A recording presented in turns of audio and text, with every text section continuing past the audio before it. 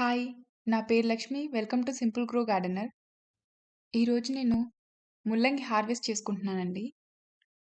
ముల్లంగి హార్వెస్ట్‌కొచ్చిందా లేదని మనం దుంపను చూడంగానే మనకు అర్థమవుతుందండి. మట్టి పైన వచ్చే దుంప సైజు లావుగా ఉన్నప్పుడు మనం హార్వెస్ట్ చేసుకోవచ్చు. మనం ముల్లంగి ఆకుల్ని కూడా పప్పులో వేసుకోవచ్చు, పరోటా చేసుకోవచ్చు. ఈసారి హార్వెస్ట్ చేసి చుట్టుపక్కలోళ్ళందరికీ పంచాలండి. ఎందుకంటే మనం ఆర్గానిక్‌గా పెంచుతున్నాం కదండీ! ఇలా పెంచి వాళ్ళతో షేర్ చేసుకుంటే వీటి టేస్ట్ చూసి వాళ్ళకి కూడా గార్డెన్ చేయాలనే ఇంట్రెస్ట్ కలుగుతుంది.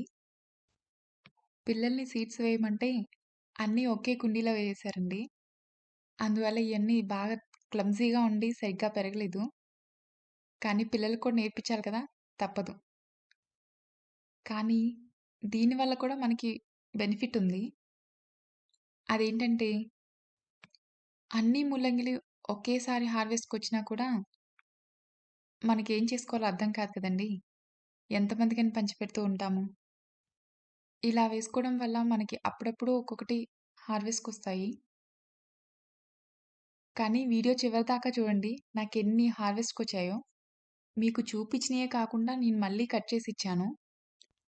ఈ రింగ్స్ ఎందుకు వేసుకున్నా అని మీకు డౌట్ రావచ్చు. చాలామంది అంటూ ఉంటారు కదండీ! నాకు ప్లేస్ ఉంది గానీ మట్టి బాలేదని. సేమ్ ప్రాబ్లమ్ నాకు కూడా ఉంది. అందుకని నేను రింగ్స్ వేసుకొని పెద్ద పెద్ద మొక్కలన్నీ పెట్టుకున్నాను. కింద మొక్కలు కూడా నేను అలాగే మట్టి వేసుకొని పెట్టుకున్నాను. ఈ రాడిష్ చూడండి. నేను ఒకే ఒక సీడ్ వేశాను.